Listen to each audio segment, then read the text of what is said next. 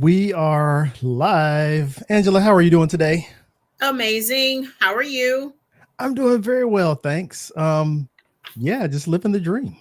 Uh, Me too. Me Yeah, too. Well, after a long weekend. yeah, thank goodness. I don't know how much I needed that extra day Right. until today, and I'm like, oh my goodness, I'm feeling pretty darn good. I There you think we go. need 3-day weekends. That needs to be more on the regular. I'll say, can we put that in the Mhm. like? Who do we have to call or like start a something, a movement to get We that need a 3 day movement weekend to be the because regular weekend? I Yeah. was refreshed. I got up and worked out, and I was just on top of the world See. today. And it was just like Tuesday. Yep. What in the world? Sheesh. How was your No weekend? doubt. My weekend was very good. Did some traveling, did some resting, and just kind of caught up on some stuff. So, yeah, it was good to just kind of like disconnect for a minute. You know what I mean?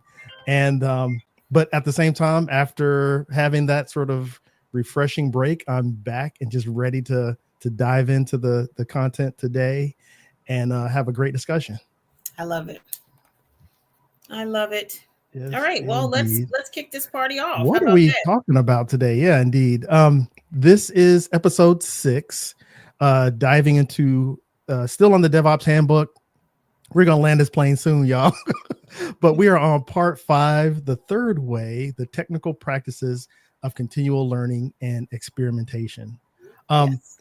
and before we go any further, I did want to say I noticed that we are streaming to X hashtag Yes. Twitter No, today. it's Twitter. Uh, It's yeah, it's Twitter. I'm gonna call it. It's Twitter for life. Yeah, it's life, baby. no doubt. So yeah, I just wanted to give a quick shout out to all the folks joining us from Twitter today. Thank you Hi, for folks tuning on in and Twitter. checking us out. I know, right? Yeah, welcome to the party. I just figured out how to do that. I could do it for myself. And I'm like, well, this isn't my stream. Let me click that button. And lo and Mhm. behold, Hey, it let me add it. So there we go. yeah, don't ask any questions. Just do it. Next time, just click that button. Let's Do it. go. Just do it. All right. All right. So if you don't know, we are reading the DevOps Handbook by Gene Kim et al. This is a tome on all things DevOps.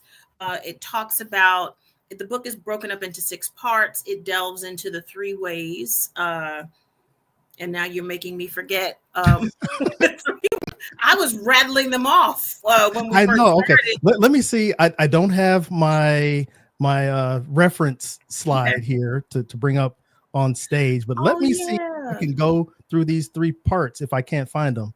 Flow, feedback, and continuous education and Oh, you beat me experimentation. to it. You beat me to it. Yep. Okay. Yes, indeed. Part of the first way we're moving, I remember the arrow is dev to ops. The second way is the feedback because ops is coming back to dev and say, hey, let's talk about this stuff. And now here we are today on the third way where we're learning and experimenting. And that's the one with the little bitty loops on the inside of the big loop where we're just Mhm. practicing, we're sharing more information between members of the team, even outside the team, and just learning along the way without any ramifications. We just focus on the goal of the business. Okay. Well, let's get into it. I am excited. This was a much shorter part, Oh so man, I flew through this one. we flew. Okay. So if you're reading along, I know you can appreciate the fact that this was a much shorter section, and it might be a much shorter stream, dare I say. Yeah, Um, perhaps. Mayhaps. So this is chapter 19, 20, 21. And this is the third way, continuous learning and experimentation, Yeah. right? Okay. So, Yeah, you're on the right page. We're all on okay, the same page. awesome. So starting off chapter 19, it's talking about enable and inject learning into daily work. And Mhm. that really means you need to be learning from your mistakes. You need to be learning from your experimentation. It doesn't need to be during a hackathon or something like that. Uh, you need to be doing this on a regular basis, especially with complex systems. It there's always something, and there's not one person who really knows a fully complex system. That person really doesn't exist. There's Yeah. probably a myriad of people who know a lot. But here we go. So there was a case study. They kicked off the chapter with a case study. And in that case study, it was talking about when US East went down Mm-hmm. in 2011. And I know some of y'all remember that because I know I do. But Mm-hmm. guess who didn't go down? Any guesses? Dare I say it was Netflix? You said it. You got it. Yeah. Okay. Yep. And they didn't, because they had designed, they made very, very poignant design decisions. That's what they called it back in like 2009. And they Mm-hmm. were preparing themselves in the event of something catastrophic happening. And they, I guess Netflix used to be this huge monolith, and they start moving to cloud native. And there are articles about this. I know Jeff Barr may have written one. I think Jeff Barr did. There's a Medium article out there.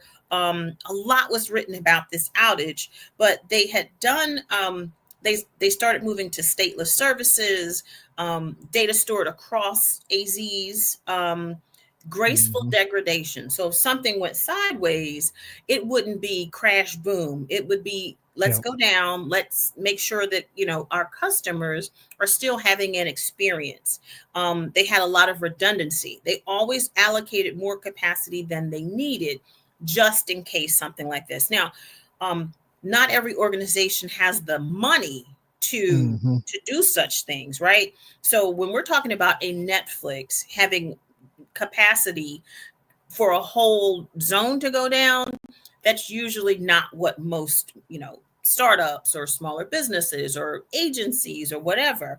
But they had implemented that thing called Chaos Monkey, right? So you tell us a little bit about that. Yeah, indeed. The Chaos Monkey system, or the Simian Army, as they call it, they're actually injecting failures into their system randomly. And so they're just going to say, you know what, we're going to turn this service off and just see what happens. That's literally the experiment. It's like, want to say failure as a service, if there's such a thing. But by doing that and by incorporating that in their day-to-day work, they were preparing themselves for the inevitable, which is this system failure. I mean, hopefully you don't have to experience a big failure as an entire region going offline. But knowing that, for example, if they say, okay, system X, we're going to take your database away and see how you respond. And then, okay, well, this application, like you mentioned, starts to fail gracefully. It maybe serves some static content instead of serving dynamic content. I think one of the steps they used was during that particular failure, they took away recommended shows that might have been based on people's past behavior, and they started serving up just like general recommendations or something like that. But they learned how to do these things by using this failure as a service, this Chaos Monkey service, by just turning stuff off and learning from it. And they just made that a part of their day-to-day work. So, I mean, we talked about non-events before. I can only imagine a data center going away or a region going away. And you're like, you know what? It's fine. We'll just fail over to this other stuff, or, oh, my application, it's just going to fail gracefully and everything's going to be fine. Yeah, exactly. You just bounce with it. And why? Oh, because we've done this before. We've experimented with this day to day, and we know how to handle these types of outages. So we can just kind of run with it. Yeah. So that was really cool. I don't know if it was this in this case study, or it was another one where they were talking about, aliens landing. And it was like, we must prepare for all things, right? Aliens landing is another thing. We should make sure that we have redundancy and we have a DR plan for such a thing. So that was a great case study. You can Google it, like US East down 2011 Netflix. Like, put those words in, and you'll probably learn a lot about just the ability to continuously learn and push that envelope and not worry about breaking things. That's the experimentation part, and learning from those mistakes. Once we go past that, that was the culture at Netflix. It was a culture of learning.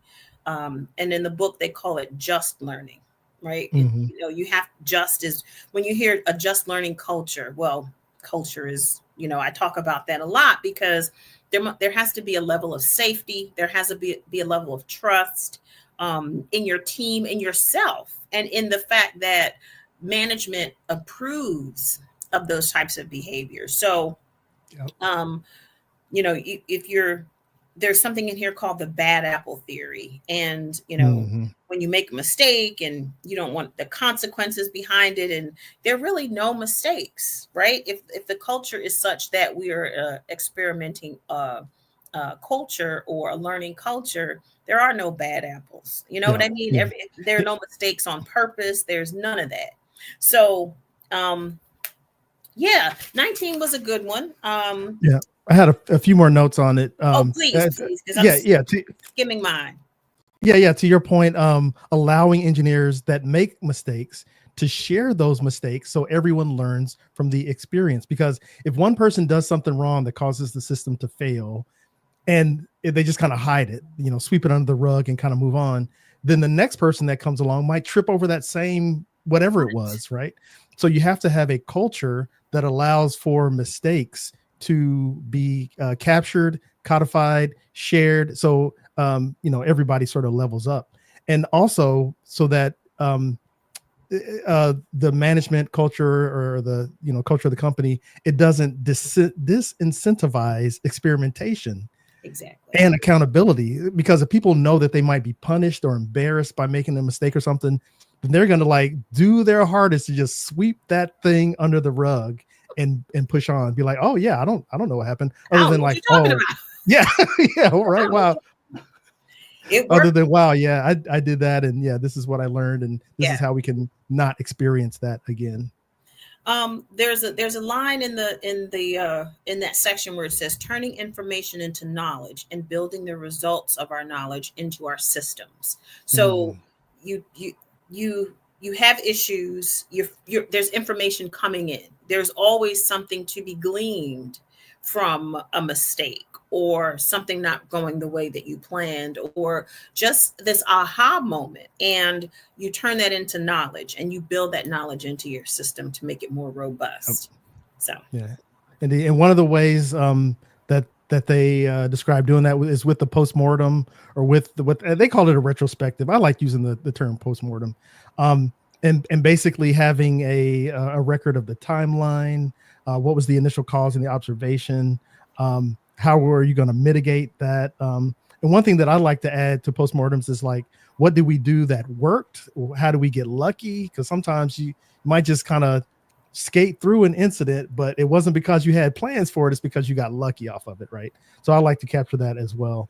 But yeah, and one thing I wanted to share with the postmortems, if you're looking for some really good postmortems, I love it when companies share their postmortems publicly, because then we all get to learn from some companies that are working at amazing scale that, I couldn't even imagine working at AWS scale or Netflix scale or Atlassian scale or whatever.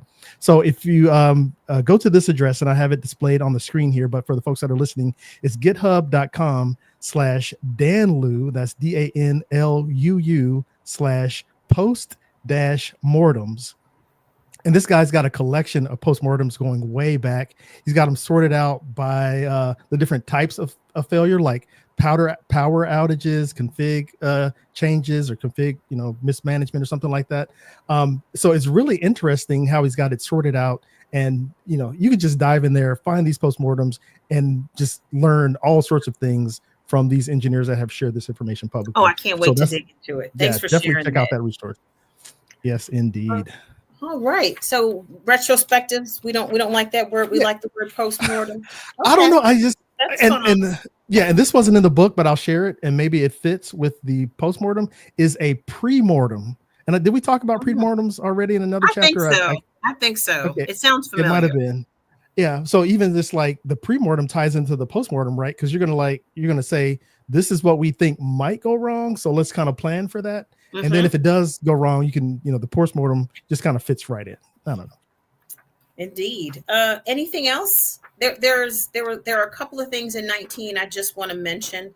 Um, so there's a section in 19 talking about decreased incident tolerance to find ever weaker failure signals. Failure signals, failure signals, failure signals. That word was bandied about from mid 19 chapter 19 on, right? It harkened to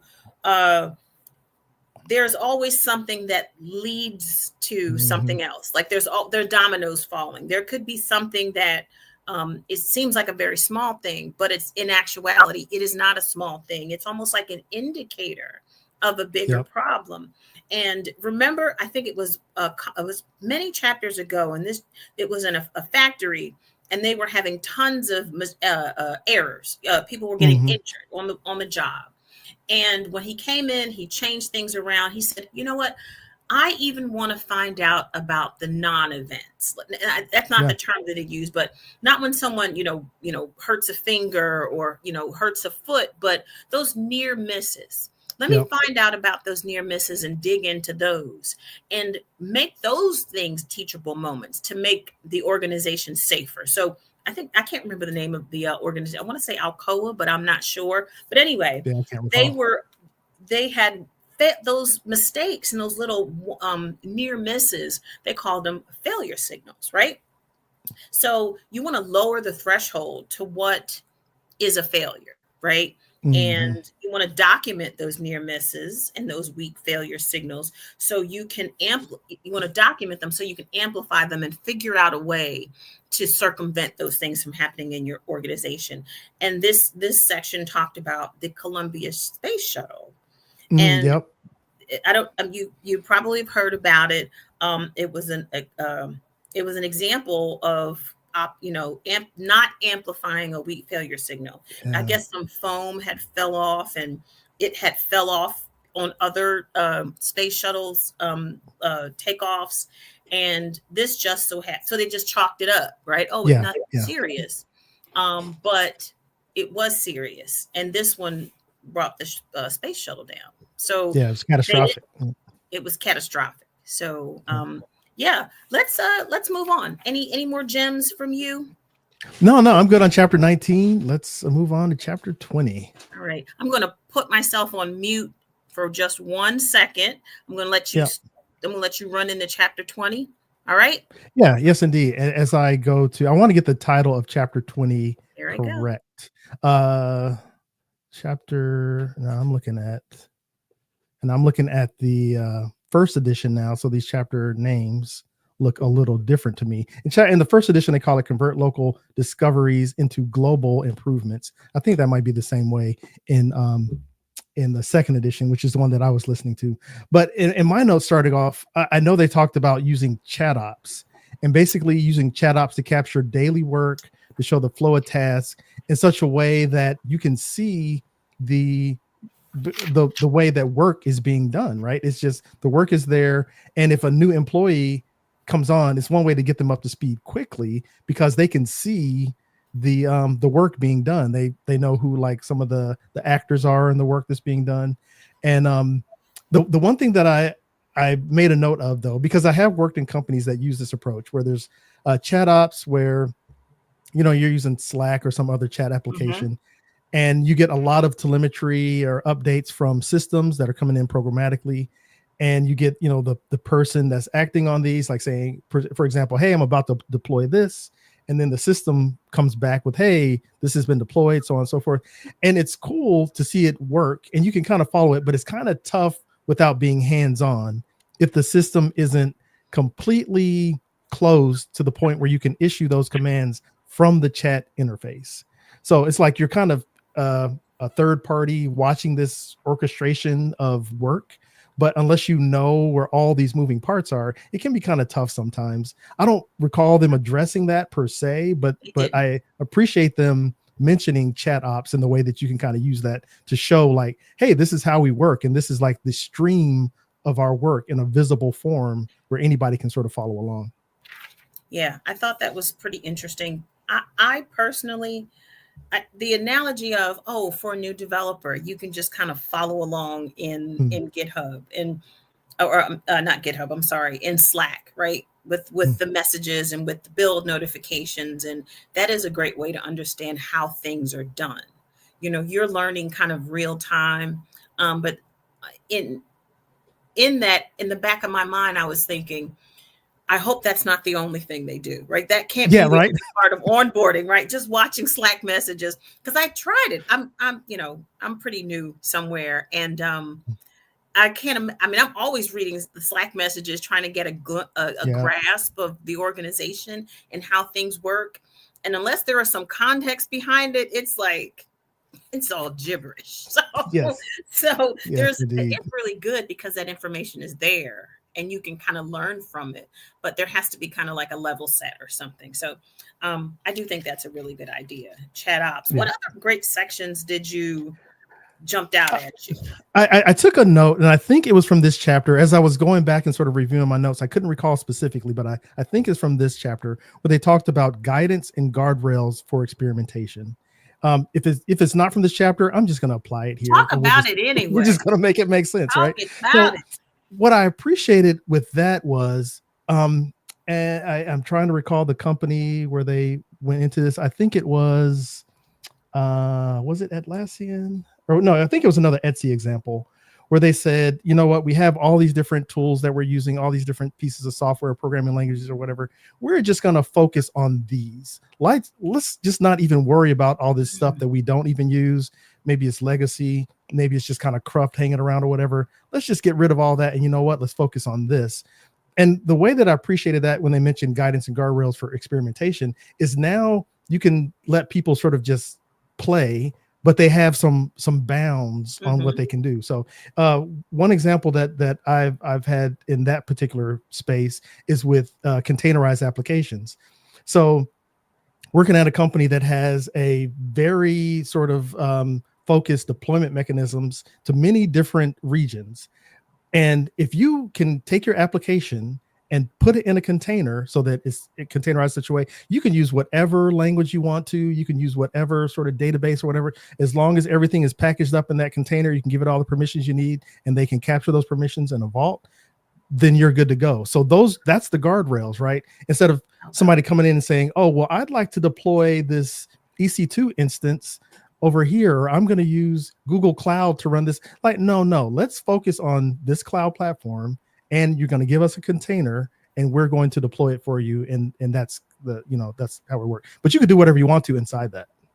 So there was, I don't think they used the term shadow IT in one of these chapters, but it alluded to when when ops doesn't give developers or teams what they want fast enough. I think it was the case study with Etsy. And it's talking about standardizing a new technology stack. And ops wouldn't provide us what we needed. So we just built it and supported it ourselves. And we all know shadow IT can be a security risk. It can be very expensive. And it's usually not the way most organizations want to operate. They don't want people operating outside of the confines. So I think this might be the use case you were talking about where they we're going to get rid of all of the other things that we were using. We're going to standardize our entire platform on PHP and MySQL. It was Etsy. It was, okay. Of course it's Etsy. There's a lot of examples because there's so many great examples about Etsy. So this shows that you remove the problematic infrastructure and platforms and you give people this is the opposite of what you said, where you can kind of just containerize and do what you want. But this is really putting everybody same language, same database, same frameworks. There are benefits to that for sure, because you can become stronger in that particular framework or programming language. But then it's across the board. If that's what everyone's using, think about how you level up. And think about how you escalate your skill set just on this one thing. The mastery is what is going to happen there. So, so it's all about learning. It's all about room for improvements. There was something else in chapter, it could be 20 or 21, where they were talking about having I don't know if I don't think they called it hackathons. They had another word for it, but that was in chapter 21 when they talked about okay. like directed let's see, 30-day challenge at Target. Target's 30-day challenge. Let's go ahead and bounce to 21. I really enjoyed chapter 21. I took a lot of notes for it. It was a good chapter. Yeah, a lot of good stuff in there. Let's see, what's the name of it? Chapter 21. Let's get to it. The name of chapter 21 is it was talking about reserve time to create organizational learning and improvement, which reclaiming time. The topic of this entire part of the book. Yes. Making time an improvement blitz, where you bring the teams together. And you work and you blitz. It could be a week, it could be 2 days. And of course, that has a lot of different names. It's Toyota came up with the name. The Kaizen term. Yes. Oh, and they're hold tight, everybody. Michael has something he wants to share with you about that. But a little bit about chapter 21. There it is. There it is. Yeah. And I mean, because we were talking about Kaizen, now let me get my window here. And one of the I'll just read the screen here. Kaizen is a Japanese term that translates to continuous improvement in English. It's a concept and philosophy that focus on the continuous incremental improvement of processes, products, or services. And then this particular wording is from the changelog.com website. Is the home of the Changelog podcast. So I've been a fan of the Changelog podcast for quite some time. And one of the things that they do is they actually have a Kaizen process and they record it and publish it as a podcast. So we all kind of get to see sort of how they use this continual learning to improve the way that they deliver their show, the way that they maintain the websites and systems behind, their podcasts, because they have multiple shows and everything. Oh, I love it. So the hosts get together and they talk about, things that they're going to do to improve. One time they talked about building their own CDN, which I thought was kind of bananas, but they tried it and they tested it to see what the performance was like. And they, I'm not going to spoil it to say whether they kept doing that or if they went to something else. Find the episode and listen to it. But it's just one example of how they shared their continual learning and their continual experimentation. So if you haven't seen the, let me get this guy off the screen here. If you haven't seen Changelog and their Kaizen process or haven't listened to one of their episodes, go to changelog.com and search for the topic Kaizen, and you'll find all the episodes there that they use to kind of share their Kaizen method. I think we can all learn something from that. Yeah, from other people's mistakes and what their learning journey.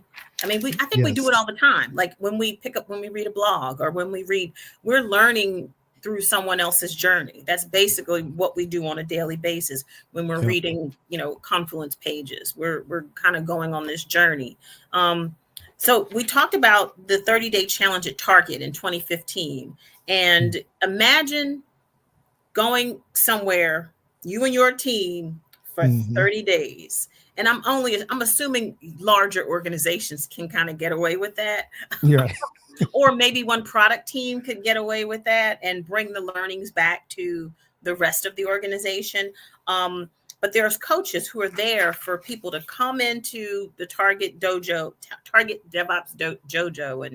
Dojo and learn from them and learn from each other and bring their work with the stuff that they want to solve, and it helps them solve their problems, and they can bring it back to their team. And they have these sprints during this 30 days to, fix things and show things and work in concert.